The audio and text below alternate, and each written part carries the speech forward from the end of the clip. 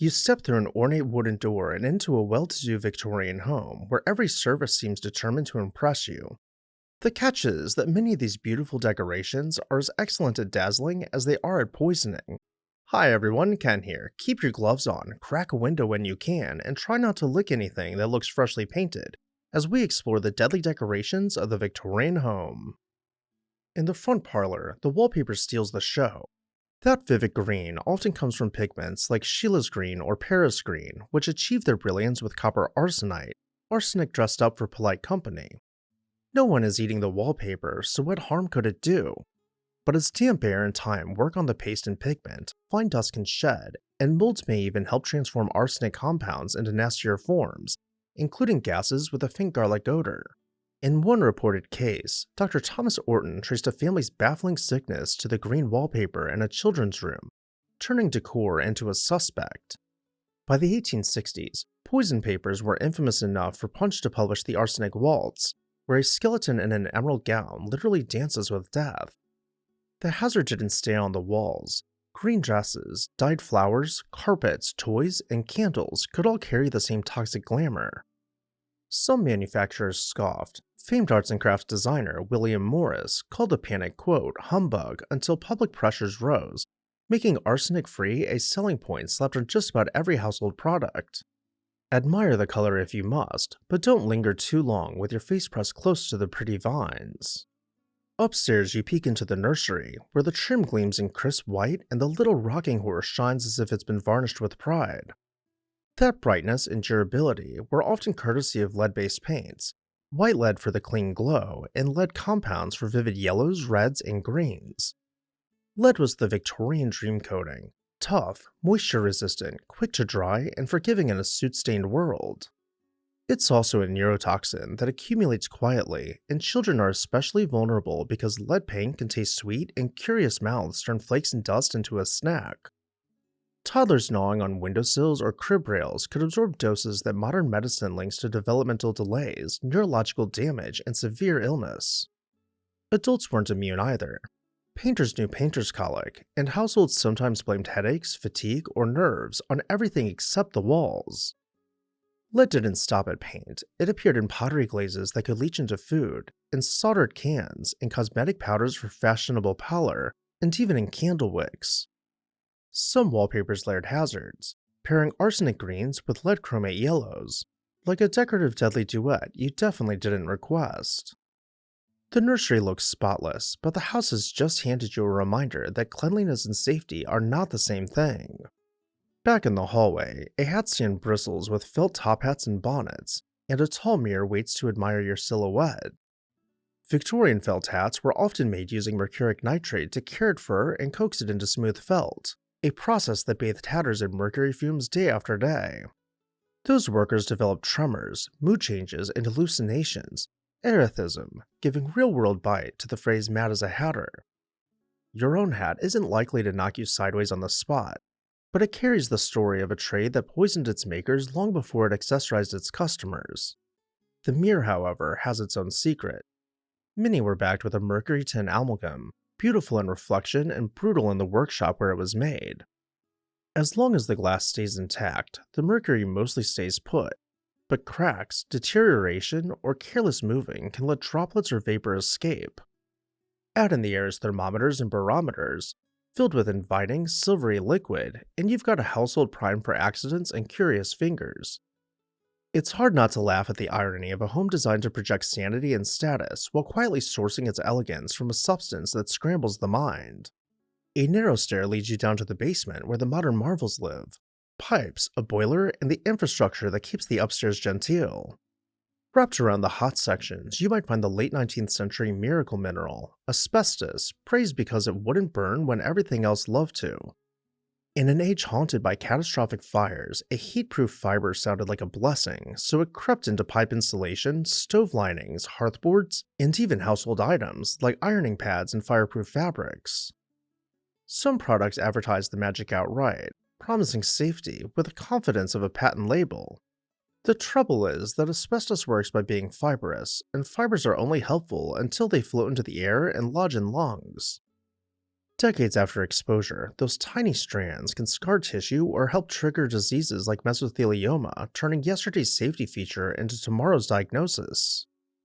Inspectors did raise early alarms. Lucy Dean warned in 1898 that asbestos dust seemed to be harming textile workers' lungs, but the warning arrived before the will to listen. To a homeowner, asbestos felt harmless because it didn't make anyone cough immediately, which is exactly what made it so insidious. In the dining room, the chandelier isn't electric. It's a gasolier, a bouquet of little flames fed by pipes hidden in the plaster. Coal gas made evenings brighter and longer, letting Victorians read, dine, and socialize as if the night itself had been defeated. But the same system that brought convenience also delivered a toxic mix that could include carbon monoxide and other unpleasant companions. A leak could turn a room into an invisible trap, explosive if a spark finds it, suffocating if the flame goes out and the gas keeps flowing. Newspapers of the era were full of grim stories: homes damaged by blast, families who simply didn't wake because pipes weren't perfect and vigilance slipped. Even when it behaved, gaslight stole oxygen and produced fumes, so a crowded party could make guests woozy for reasons more chemical than romantic. Its smoke and soot dirtied ceilings, which meant more scrubbing and repainting, often with the lead paint you just met upstairs.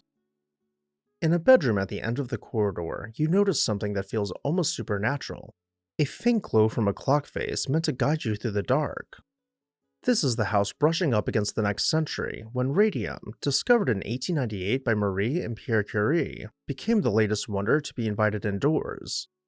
Luminous paints mixed radium with materials like zinc sulfide, and soon, watch dials, clocks, and even switchblades promised a glow that didn't need a flame. Workers who painted the tiny numbers were often taught to point their brushes with their lips, and many later suffered devastating injuries that revealed how dangerous ingestion could be. For buyers, a single glowing clock might not be a death sentence, but the craze encouraged accumulation. More glow, more gadgets, more confidence. Radium also wandered into tonics and beauty products, marketing as invigorating in the way only a misunderstood science can be. The illusion cracked over the following decades as cases mounted, from dial painters to wealthy enthusiasts like Eben Byers, whose radium tonic habit famously destroyed his bones, and even Curie herself ultimately paid a price for years of exposure. The clock keeps glowing, and you suddenly understand how easy it is to mistake novelty for safety when it looks this enchanting. Down the hall, a sitting room hosts the true Victorian heart, a coal fire muttering behind a decorative grate. The warmth is honest, but the air is not, because every coal blaze is a miniature factory that sheds soot into the room and smoke into the city. Housekeepers fought a daily battle against black dust on curtains, wallpaper, and picture frames, and the constant cleaning only stirred more particles into circulation.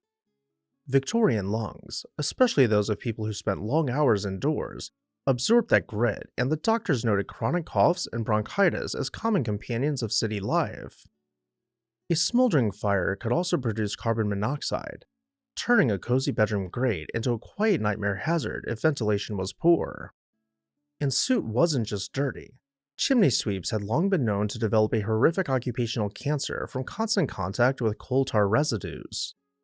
The fireplace screen looks decorative, but it's really just a negotiation between comfort and catastrophe, especially with long skirts and loose drapes nearby. In the pantry and along the skirting boards, the house reveals another truth.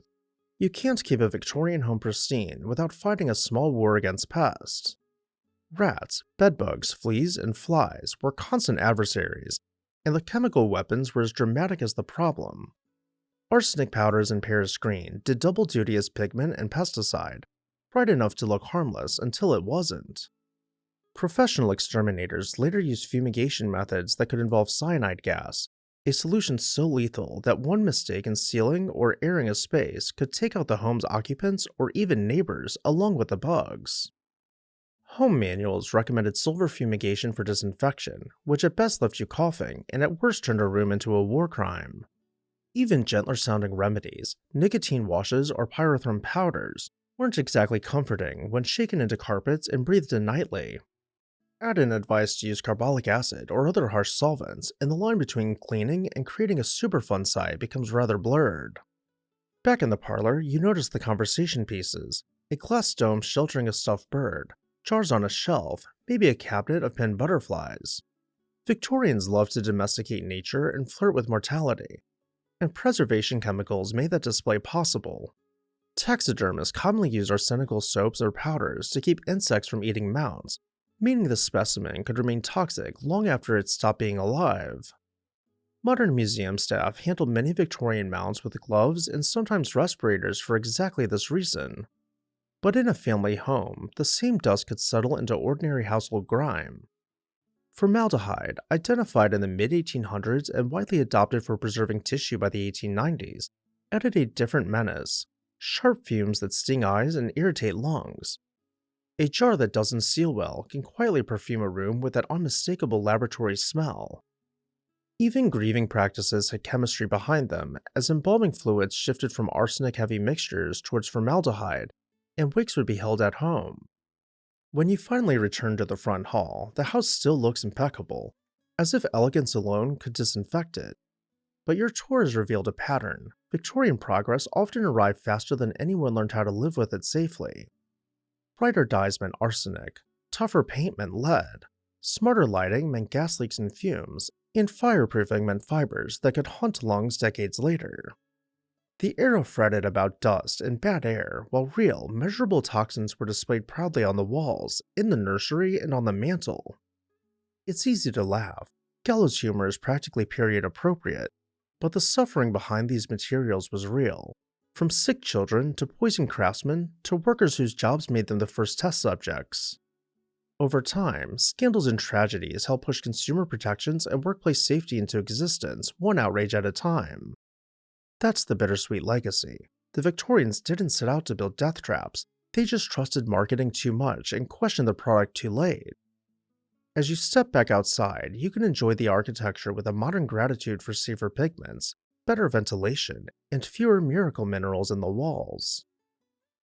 And with that, I'll turn it over to you. What stood out most to you about the hazards of Victorian-era decor? Let me know down below in the comments section. And while you're there, make sure you're subscribed so you never miss an exciting episode of This House.